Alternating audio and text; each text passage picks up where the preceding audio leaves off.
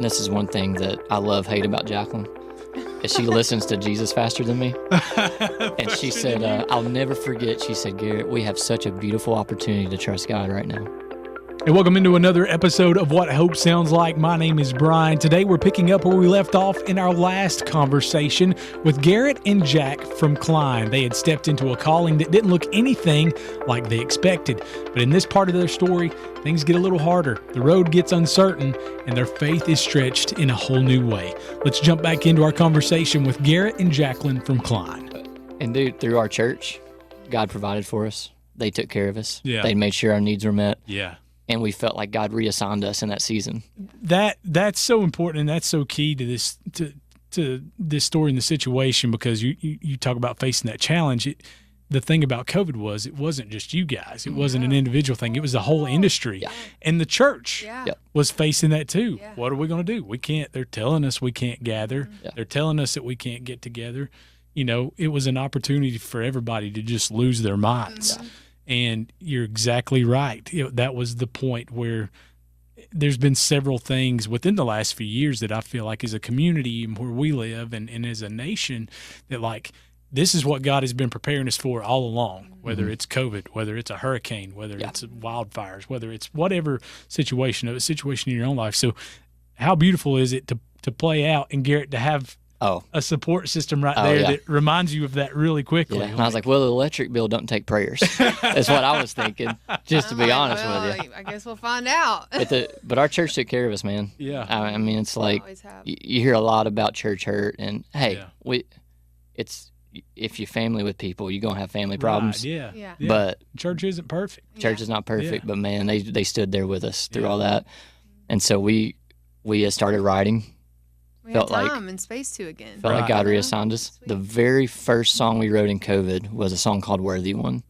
And that's the song that opened all the doors. Well, and it was the very first co-write, too. Like, I had never sat in a space. I always wrote our songs. Right. We kind of wrote like a band up until then. Okay, you know? Yeah.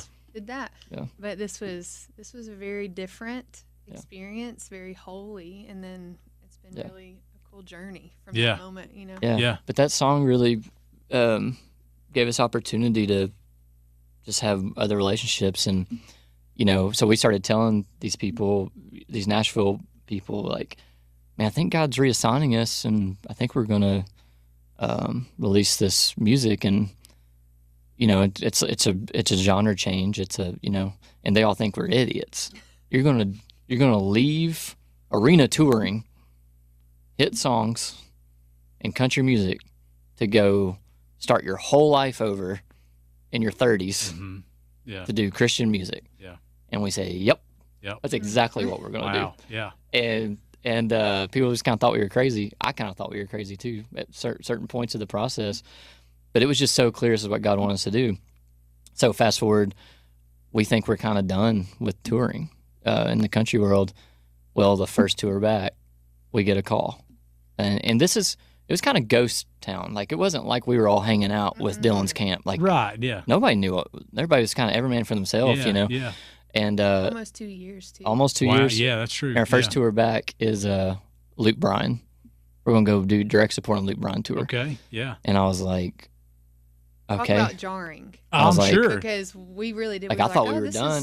This is it. Yeah. You know? And we prayed about it and talked about it, and we felt like, we need to go do this. Yeah. Didn't know why.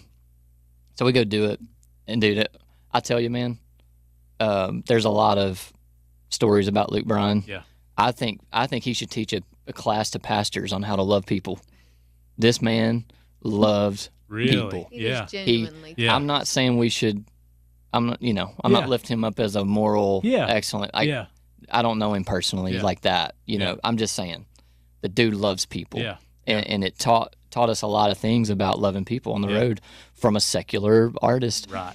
Yeah. Well, you know, here we are on this Luke Bryan tour. Luke's keyboard player, Scotty Wilbanks, who's Third Day's keyboard player, was for 12, 15 years. Really? He just did the Third Day tour. Scotty Wilbanks plays keys. So I meet Scotty, and I'm like, we're eating catering one day in the back of some festival. And I was like, Scotty, he's produced everybody. He produced Consumed by Fires first. Yeah. You know, I mean, like, first things first. First things first, yeah. And I'm like, Scotty, I know every country manager. I know all the country PDs.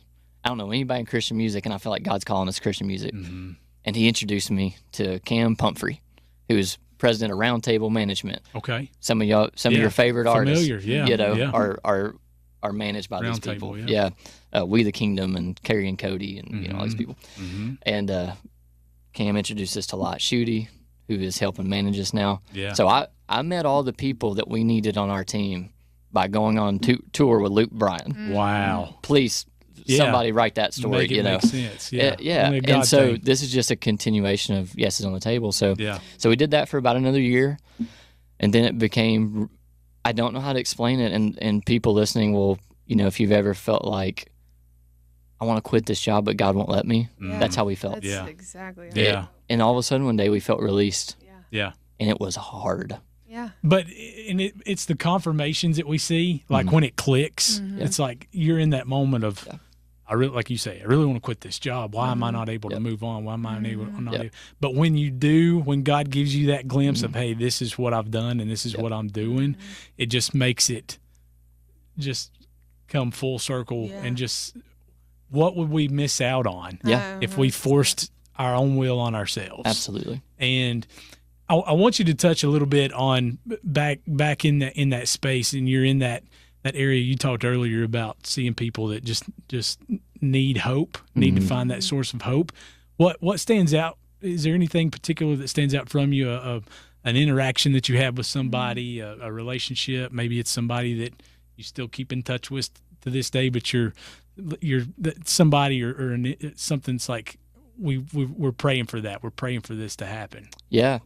The first thing that popped in my mind, because a lot of especially as Dylan became more successful, there was, for good reason, there was a lot more separation between like fans and him, or, the going to the merch table after the show stopped. Right. And so there was less like interaction with people. Most of the things that happened backstage with crew guys, other people's bands, those kinds of things. And the thing that popped out to me the most is there was a guy that was on the road, and he had been in a pretty successful Christian band, and they weren't touring anymore. And he was this isn't Scotty. I mentioned Scotty. This is not Scotty. So you're talking about Third Day, because I'm about to say some stuff. Yeah, okay. I'm about to say some stuff about Third Day. What did Mac do? Let me tell you what Mac did. No, I remember me and Derek sitting down with this guy, and he was just so like jaded and broken, and like maybe he wasn't anti-Jesus, but he was definitely, he wasn't participating in the body of Christ, and he, he was trying to play guitar, make a living, and his family was broken, and I remember being able to just sit there and go, hey, we do the same thing, and we serve the same Jesus, and you can have a restored family. You can do this and not party. You can do this and have a great marriage. You can do this and love your kids. You can do this and lead worship at church on Sunday morning. And I think that's the first thing that popped in my mind, was like meeting people who had actually tried to escape Christianity. They're trying to escape. Ultimately, they're actually trying to escape God. God's chasing them down. But the way they process it is, the church hurt me. The Christian music industry hurt me. I'm jaded. My record deal didn't work out. I got fired from this one Christian artist, was actually kind of a jerk to me. I mean, we hear those stories, man. Yeah, for sure. That's not genre specific. There's jerks everywhere. Okay. Yeah.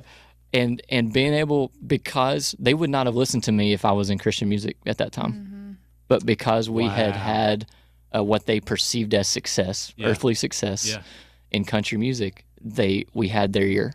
And so we were able to say, we've maintained our family, we've stayed faithful to our wives, have great relationships with our kids, we're pretty healthy, not that this isn't hard, but like you can follow Jesus and still do what God created you to do, and use your gifts for him. And those are the things I think that happen the most. I think a lot of professionals that don't work in maybe like Christian environments, they think, well, I'm a Christian as long as it's not from 9 to 5. And I have to win and be cutthroat, and it's actually like you can serve people for sure, whether you're a CEO of a business or a guitar player for a country band or whatever genre you're in. And I think we were just able to show people like Christian music wasn't for Christian musicians, and country music wasn't for secular musicians. Yeah. Like, you got to do the work God assigns to you that day. Yeah. And that day I was eating pretty good catering. Yeah. Honestly. But I was talking to this guy, and I'm hoping that those type of interactions we had showed people that you could be restored. Yeah. Like that there's a path back into. It's not you don't have to go get another quote unquote Christian record deal. Yeah. You don't have to go work for a Christian organization or a church. Like, you can serve Jesus, and whatever you're doing that day, I believe in a sovereign God. Yeah. He assigned you to it. Yeah. And that's the only way I sleep at night. Yeah. Because it's, this. I mean, it's not easy what we're doing right now. Yeah. It's difficult to. I'm missing a baseball game tonight for my 8-year-old, and he's a stud, and I love him. Yeah. And it's the one and only, though. It's okay. Yeah, I feel called to be here tonight. Yeah. Like I gotta trust God to reconcile that. And that's, you talk about hope. All we got's hope. Yeah. That's it. And if you've ever been in a situation where hope is really gone, man, I'm gonna cry about it. Sorry. Fine, man. My best friend passed away when he was 31 from lymphoma. Had a 90% chance to live. Okay, he still died. And that was the first time in my life I thought, oh, there's no hope. Yeah. And that's the most extreme case of being on earth and going, oh, this is it. Like, he knew he was going to die. Yeah. We were picking out songs for his funeral together, and that's when I learned. I was like, oh, this is what it means to have eternal perspective. Because even this, there's still hope here. Yeah. He still knew how this was. Focus changes. Changes all that. Yeah, So shifts. you have something like that happen, you back down from all that. The church hurt stuff. Yeah. That's hard. Yeah. But there's still hope. Yeah. Because God's plan for us isn't the Christian music industry. It's not that that I have a bunch of hit songs. God's plan for us is the church, right? Yeah, The Big C church. Yeah. Yeah. And so there's always hope, Yeah. and I think just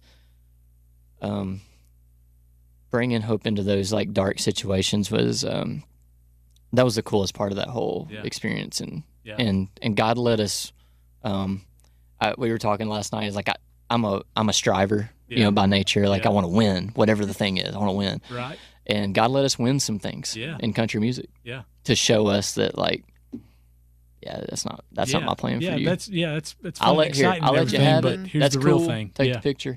That's great. Yeah. But what I really need you to do is go minister to those people backstage. Yeah. Yeah. And I just think we learned all that, and it's just crazy how I don't even know how we got here today. Yeah. From that, all that, it's just insane to me. That makes sense. That's for sure. Yeah. That's God. Yeah. That's how God Do you does still keep in touch with any of the girls and stuff from my college? Goodness, Jacq? yes. Yeah. Oh yeah, I've gotten to see several of them get married and have kids, and it's so sweet. Yeah. Yeah. That is so cool. Good. Yeah. That is so cool. Well, you touched kind of the direction that you're heading today, and you mentioned a lot, and you mentioned some of the connections that were made through your time there, and here you are back to your roots, I guess you can kind of say, absolutely. from where God started you. And it's you're talking about building that platform and that foundation with family and your upbringing, and he takes you on this wild ride, and now you're coming back into this space and continuing your ministry, and you're stepping out on faith. There's right now there's no record label, which the industry determines and defines what artists think they should have in a certain way that they should do it. Yeah. And no clear roadmap. Talk about that right now, what that looks like for you guys, and kind of how you're literally stepping out on faith. Day by day. Mm-hmm. And I honestly... Don't you wish we had this 3-point presentation for everyone? No, because that's not how it is. Like, I do pretty good with being okay with not knowing, everything. Yeah. There's some things I really want to know about, but the day-to-day I handle pretty well. Garrett struggles a little bit. Being still is hard for him. Yeah. But we are getting to do that, and it's been really healthy for us. Because when talking of COVID, like, that was the first time since we had known each other that we had a time to stop. Mm-hmm. And so, although COVID, yes, it was hard. And it was very bad for a lot of people. Yeah. Yeah. People in our community hard. died. Yeah, dear friends died. Sure. It was also such a time of, like, forced stillness and healing for a lot of people because you couldn't go do anymore. Right. And so for us, that was such a sweet time because we got to sit still for, it felt like too long at that point, but for a good amount of time, more than we'd ever gotten. Yeah. And I feel like this season, God is being so kind to give us time and space. And I hope that means that there's work, that's coming. But I was sitting outside yesterday and I had the space to just listen to a sermon and pray for people, the people that I would be connecting with today, and asking God, seeking God on, okay, God, what is it that you have for this gathering? Yeah. What do you want me to do and partner with you for this time? And honestly, there just wasn't a lot of space for that before. And so I just kind of sit in it and I say, okay, I don't need my phone for the next 2 hours. Wow. And it doesn't matter, like, nothing owns me anymore. Yeah. I allowed things to own me, and like, it's just God at this point. Like, He is the first on the agenda, and so, I enjoy that. I enjoy that I have space to go. I'm shutting everything down, and I'm just going to sit here with you, God. And but at the same time, like, I'm still meeting with women from church. I go to the gym every day and talk to whoever's in the space with me, and I ask them about their faith. And so there's just a lot of space to do ministry in a very natural way for me versus a staff, if that makes sense. Like, there's no expectation of what ministry is supposed to look like in my life right now. Yeah. And so I just, every moment is like, okay, God, what's next? Yeah. You know, and it's like this time of life, it almost feels like a hold on loosely but don't let go kind of thing, I guess. Get some of that. It's we've never been here before. And the only reason we're even able to do this is our local church. I mean, they've just held us up and supported us, and this year specifically, like, they freed us of some of our, all of our staff responsibilities that were kind of our Monday through Friday roles, so that we could, like, be here today.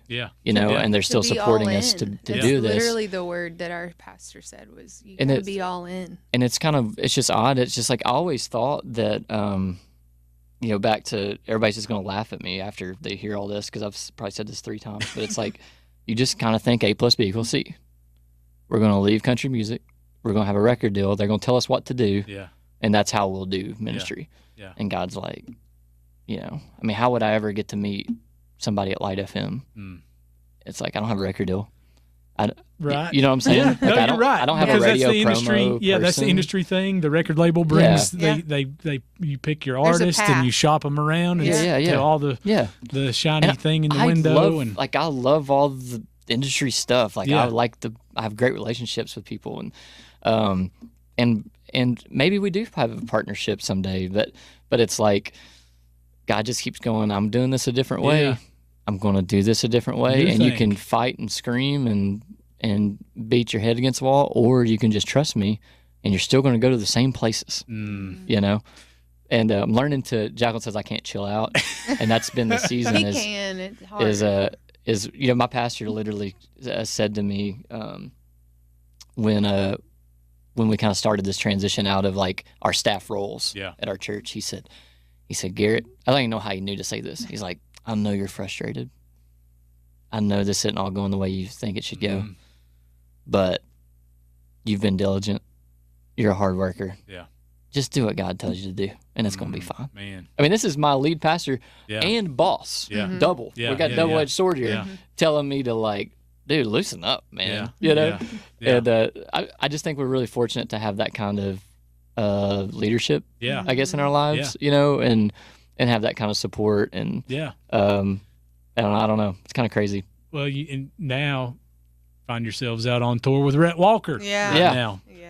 Talk about that, how that happened, and what that's been Your like. guess is as good as mine, man. Tell you what, you know this. Sometimes you just kind of find your people, Yeah. you know.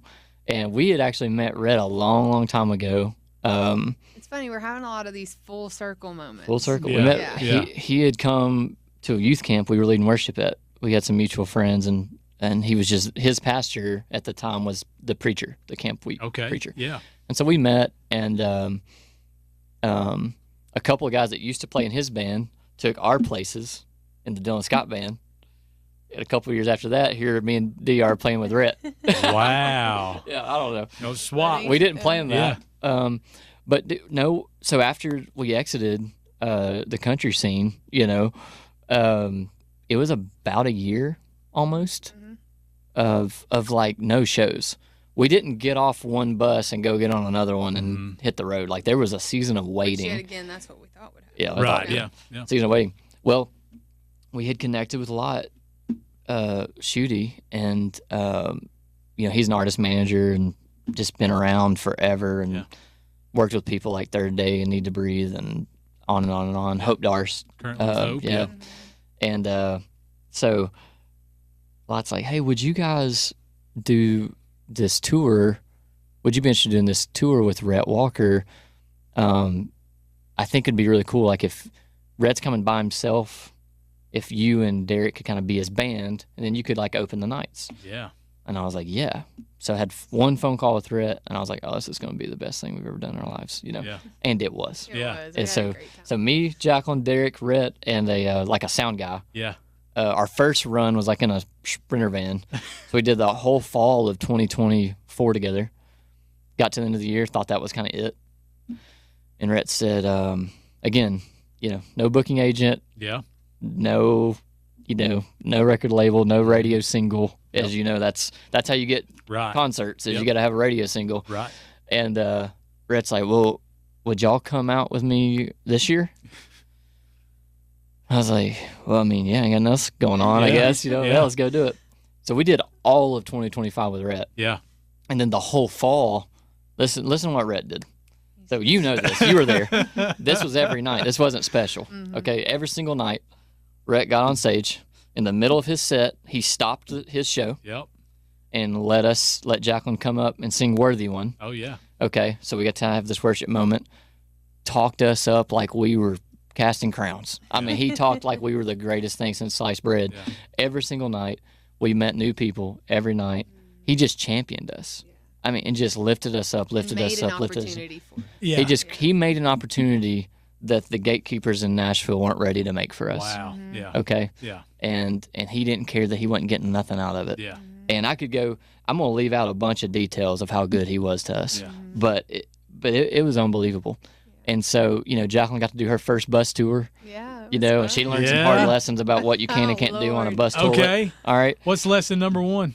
Oh, tell them you can't. Can't poop on a bus. Oh, yeah, there's a no-fly zone That's for that, huh? horrible. Yeah. Yeah, That is women just- don't like Are that. you talking about like for yourself, or is that out of respect for the rest of the No, people on the that's bus? just It's a a camper. rule. Oh, It's a that's just camper a rule. toilet. There's Yeah. no grinder. Okay. Yeah. You can't. Okay. You I can't. find this out the night I'm getting on the bus. Jacqueline found that out from RW himself on night one. So if Jacqueline needs to use the bathroom, she's got to go tap the male bus driver and say, "I gotta And you know go." what? Yeah. I have two boys. My best friends are two guys. Yeah. Right. But I'm like, nobody wants to go tell the bus driver, hey, can you pull over so I can go? Yeah. Yeah. You Yeah. know? So, so anyways, you know, But I did figure it out. There's ways to Get ways to around do it. things. Okay. Yeah. Okay. so yeah. Rhett, you know, Rhett gave us opportunity Yeah. to the point where people are calling, you know, the few people that know either Rhett or Lot or even us personally, they're going, "How did you get on that tour?" That Yeah. has been And my I'm like- most favorite part about Yeah. our story. Yeah. Is Yeah. most of the time in the conversation, someone's like, so wait, what? How did this Yeah. happen? Yeah. And we're like, God. Yeah. God It's lived. his plan. God really did all Wow. this, you know, Yeah. and He's just unbelievable. Yeah. I mean, you guys know him well here Yeah. in this area, but it's just I can't wait to do that for someone else. Yeah. You know, Yeah. that's Well, and how that's the we thing. should You were be. talking about Rhett doing this, but he was just being a servant himself and what Yeah, God that's who has he is. entrusted him with, Yeah. and he was following the Yeah. Lord's call on that. Well, and look what he's doing. That's the thing I love about Light FM, and I've told you this privately. I like saying things to the public, like you do things like Jesus would do it, right? Yeah. Like Light FM's whole mission vision. You know, there's a sign out here with the mission statement, and it ain't got nothing to do with radio singles or Momentum or CMB, and I know nobody knows what that is. Probably your listeners don't, but Yeah. you know what it is. Yeah, yeah. There's nothing about the work we do. Yeah. It's about the Great Commission, The Yeah. heart. That's right, brother. and none of us are excused from that. Yeah. And that's what I love about Rhett. That's what I love about you. We got to play the Grand Ole Opry with Rhett. Wow. I got to play it a bunch with Dylan Scott, Yeah. and that was cool. And I thought that was over for me. Yeah. That was a really cool thing. I was like, man, I'll never do that again. And guess what God did? He let me go play Man on the Middle Cross to on the do it Grand Ole with Opry. Rhett. And Wow. Rhett got on stage and shared the gospel Yeah. at the Grand Ole Praise Opry. the Lord, man. Like, I was like, okay, let's go. This is These it. are the kind Yeah. of people. And Rhett will tell you, he may not be the richest, most famous. He may not have the most hits, blah, blah, blah, blah, blah. But I'm telling you right now, God uses that dude. He does, man. Because Rhett, no matter Yeah. where he is, whether it's a big old church in North Carolina Yeah. or the shed we played 2 weeks ago Yeah. in Arkansas, Yeah. Yeah. that dude gets on stage and serves the Lord and serves those He people does. Yeah. and loves his family. Yeah. I think it's been really good for us to see up close. He's led us into all that. Yeah. And I don't think a lot of artists, you know, the traditional thing is you have a hit song Yeah. and you get a record deal and you get a booking agent and you get a manager and they tell you what to do and you go do it and you get out there before you're ready or before you know what to do or before you even know what you're It's specifically like called to your do. character has to catch up to your talent. Yeah. Wow. And I just yeah. think it's been really kind of the Lord to let us start our career again Yeah. at 35, 36 years old. Wow. You know what I mean? Yeah. It's Yeah. like man, you're not going to give me something shiny enough to make me turn away from what God's called us Yeah. to do. Yeah. You know? Yeah. And I just think that's cool about Rhett, about Light FM, about these people we keep kind of finding along the way, you know. God puts his people together, man. Even in the uncertainty, God was still moving. Such a great conversation. And we're really excited for next week as we air the final part of our conversation with Cline. What came next was something they never could have planned, but exactly what they needed. You don't want to miss it. Hey, don't forget to like and subscribe to What Hope Sounds Like wherever you're listening to. That helps us spread hope to so many more people listening. We appreciate you joining us today, and that is What Hope Sounds Like.